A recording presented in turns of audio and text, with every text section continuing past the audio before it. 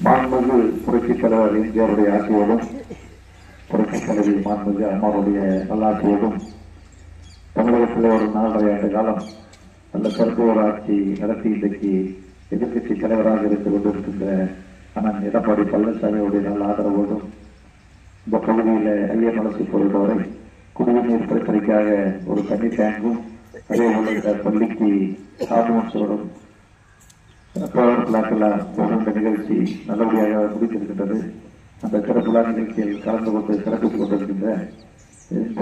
கலந்து கொண்டிருக்கின்ற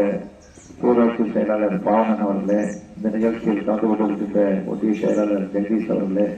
அதே போல மண்டல பொருளாளர் மண்டல இணை செயலாளர் முருகாசன் அவர்களே மற்றும் நிகழ்ச்சிகளுக்கு கலந்து கொண்டிருக்கின்ற இந்த சலங்களுடைய எக்ஸிக்யூட்டிவ் ஆபீசர் அவர்களே, அதே போல கவுன்சிலர்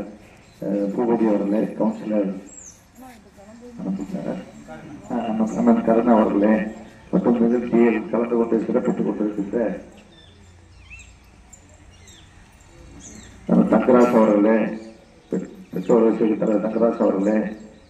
கேசவன் அவர்களே, அதே போல தலைமையாசிரியர் சாமிநேசன் அவர்களே,